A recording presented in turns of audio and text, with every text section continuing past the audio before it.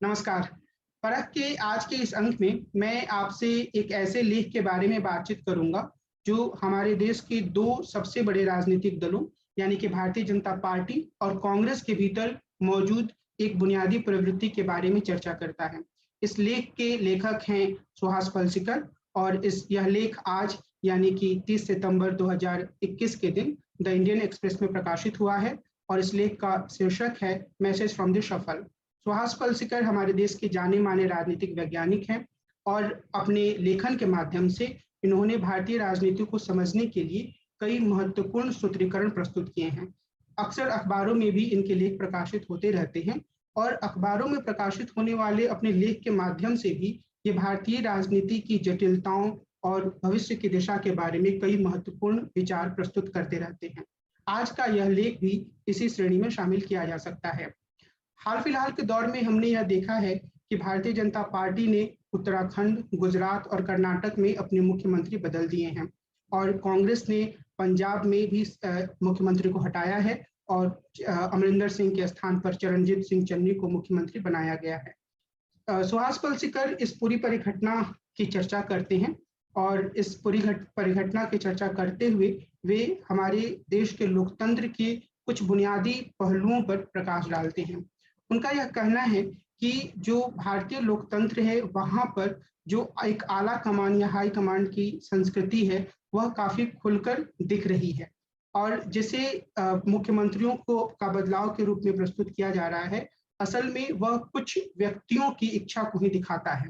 अगर हम भारतीय जनता पार्टी के हाई कमांड या आला कमांड को देखें तो यह कहना सही होगा कि असल में वह कुछ व्यक्तियों की इच्छा है। ऐसा नहीं है कि पार्टी की केंद्रीय स्तर पर बहुत गहरी चर्चा होती है, बल्कि चाहे वो गुजरात का मामला हो, चाहे वो कर्नाटक का मामला हो या उत्तराखंड का मामला हो, हर स्थान पर मुख्यमंत्री का बदलाव एक शक्ति के केंद्रीकरण को ही दिखाता है। 2 लोगों के पास या प्रधानमंत्री और गृह मंत्री अमित शाह के पास यह शक्ति है कि वे जिसे चाहें उसे मुख्यमंत्री बना दें और जिसे चाहे वो मुख्यमंत्री पद से हटा दें। और सुहास पलसीकर यह कहते हैं कि इनकी जो शक्ति है वो इस बात से आती है कि ये चुनाव जिता सकते हैं। तो चूंकि ये भारतीय जनता पार्टी को पीछे चुनाव जिताते रहे हैं, इसलिए जब भी इनकी इच्छा होती है ये सफलतापूर्वक किसी भी मुख्यमंत्री को हटा पा रहे हैं। दूसरी ओर कांग्रेस में भी एक तरह की आला कमान संस्कृति है, लेकिन कांग्रेस के आला कमान की स्थिति थोड़ी दयनीय है।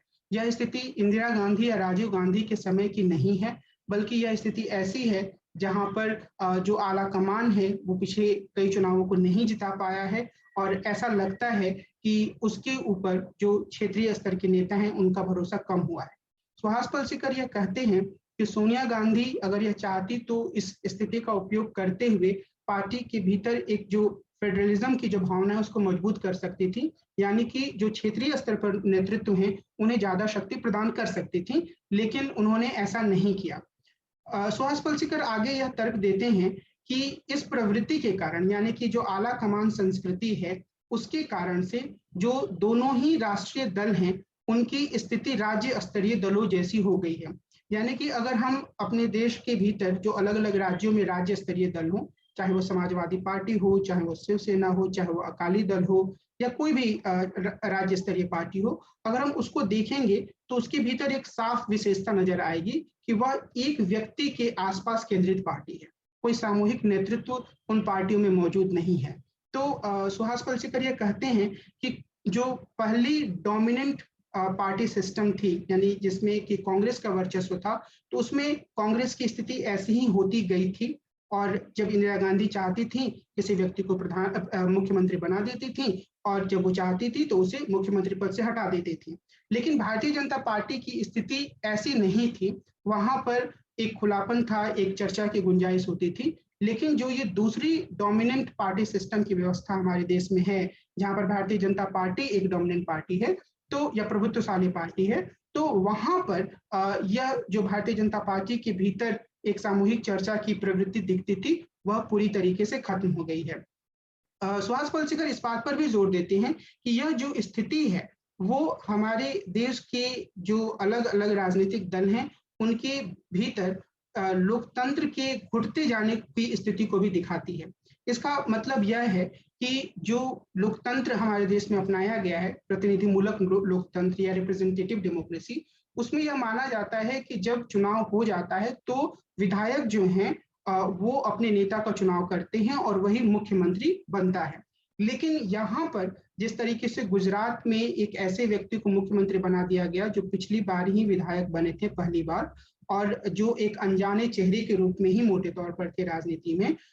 या फिर जिस मनमाने तरीके से मुख्यमंत्री को उत्तराखंड में हटाया गया, उसमें विधायकों की इच्छा कितनी सम्मिलित थी, इसका अंदाजा लगाया जा सकता है, क्योंकि ये सारे के सारे लोग ऊपर से थोप दिए गए। तो यह जो एक स्थिति है वो पार्टियों के भीतर लोकतंत्र के कमजोर होने या नगण्य होने को ही दिखाती है, जहां विभिन्न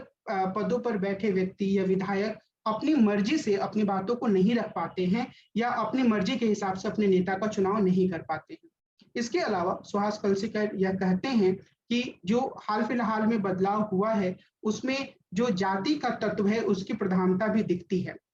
जो भारतीय जनता पार्टी एक अपने आप को अलग पार्टी होने का लगातार दावा करती रही है और एक संगठन के रूप में आरएसएस भी भले ही हिंदू पहचान पे ज्यादा जोर देता है, लेकिन वो जाति की पहचान पर उस तरीके से जोर नहीं देता रहा है। लेकिन 2014 के बाद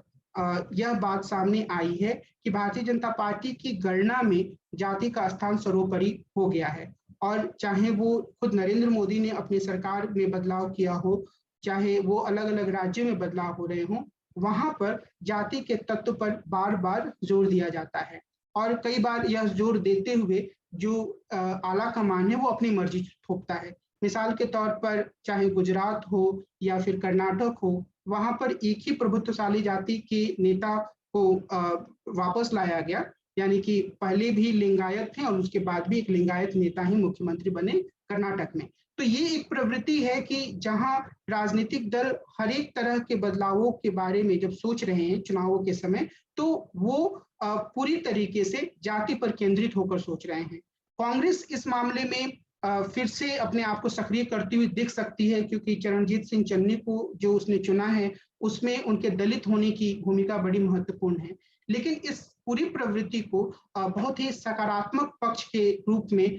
सुहास कलसीकर प्रस्तुत नहीं करते हैं, और उनका यह कहना है कि जो भारतीय लोकतंत्र है उसके लिए अपने आप में ये दुर्भाग्य की ही बात है कि राजनीतिक दल यह समझते हैं कि उनका पूरा प्रदर्शन जो एक कार्यकाल के भीतर रहा उनका या उनके सरकार का, वह महत्वपूर्ण नहीं है, बल्कि महत्वपूर्ण यह है कि चुनावों के समय वो अलग अलग जाति समूहों की आकांक्षाओं को संतुष्ट करने के लिए एक व्यक्ति को मंत्री बना दें या किसी प्रभुत्वशाली समूह से नए व्यक्ति को मुख्यमंत्री बना दें। यह अपने आप में लोकतंत्र की दुर्बलता को भी दिखाता है। कुल मिलाकर जो सुहास कलसीकर का यह लेख है वह हमें हमारे लोकतंत्र के बारे में कुछ महत्वपूर्ण संदेश देता है। उसमें सुहास कलसीकर यह बताते हैं कि कैसे जो आला कमान संस्कृति है वह वास्तविक लोकतांत्रिक अर्थ को पीछे छोड़ देती है, क्योंकि कुछ लोग, एक या दो लोग इस तरीके का निर्णय लेते हैं कि किस राज्य में कौन मुख्यमंत्री होगा या कौन मंत्री बनेगा। दूसरे स्तर पर जो बड़े दल हैं, राष्ट्रीय दल हैं, भले ही वो कुछ नेताओं के आसपास केंद्रित हों, पर फिर भी उनसे यह उम्मीद की जाती थी कि उनकी स्थिति राज्य स्तरीय दलों की तरह नहीं होगी जहां पूरी तरीके से एक व्यक्ति ही सारा निर्णय लेता है। लेकिन कांग्रेस की स्थिति पहले से ही ऐसी होती गई थी। भारतीय जनता पार्टी भी पिछले 7 सालों में इसी स्थिति पे के इर्द गिर्द अपने आप को समेटती जा रही है। और तीसरे स्तर पर सुहास कलसीकर का कहना है कि यह जो परिवर्तन करने का जो पूरा तरीका है उसमें विजन भविष्य का कम दिखता है, विकास के प्रति समर्पण कम दिखता है, बल्कि उससे ज्यादा जो कास्ट इक्वेशन को बिठाना और उसके आधार पर अगले चुनाव जीतने की परिकल्पना करना, यह चीज ज्यादा दिखती है। तो इस आधार पर वो इस तरीके का जो बदलाव कांग्रेस और भारतीय जनता पार्टी का किया गया है उसकी कुछ सीमाओं को हमारे सामने रखते हैं। और निश्चित रूप से अगर हम एक बेहतर लोकतंत्र की कल्पना करते हैं तो उस लोकतंत्र में संवाद की ज्यादा गुंजाइश होनी चाहिए, और जो निचले स्तर से नेता चुने जाते हैं उनकी आवाज का भी महत्व होना चाहिए। अगर ऐसा नहीं होता है तो भले ही हम कहें कि हमारा देश दुनिया का सबसे बड़ा लोकतंत्र है, लेकिन फिर वास्तविकता यही रह जाएगी कि वह एक या दो लोगों की मर्जी से पूरी तरीके से संचालित हो रहा है। और विभिन्न राज्यों में होने वाले बदलाव इसी को दर्शाते हैं। हालांकि एक महत्वपूर्ण पहलू जिसकी ओर सुहास पलसेकर ध्यान दे सकते थे पर उन्होंने इस लेख में नहीं दिया है, वह है योगी आदित्यनाथ का पहलू। आदित्यनाथ को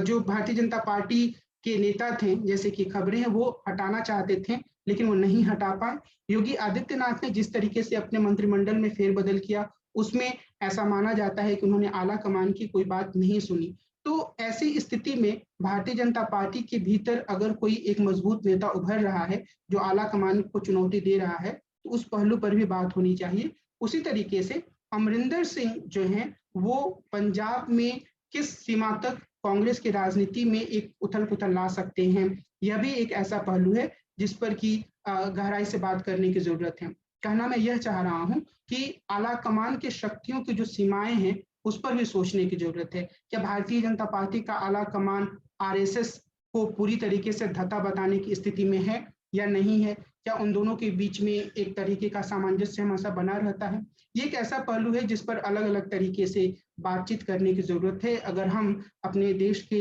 लोकतांत्रिक दलों की गत्यात्मकता को, उनकी कार्यशैली को अच्छी तरीके से समझना चाहते हैं तो। लेकिन निश्चित रूप से अखबार के एक छोटे से लेख में सभी पहलुओं को पूरी तरीके से नहीं समेटा जा सकता है। लेकिन यह भी सच है कि जो सुहास पलसेकर का यह लेख है वह हाल फिलहाल में रोजमर्रा की राजनीति में चल रहे घटनाक्रम के बीच में से हमारे लोकतंत्र की सेहत के बारे में कुछ महत्वपूर्ण बिंदु हमारे सामने रखता है। परख के आज के इस अंक को मैं यही रोकता हूँ। अगले दिन हम मिलेंगे और एक नए विषय पर विस्तार से चर्चा करेंगे। नमस्कार।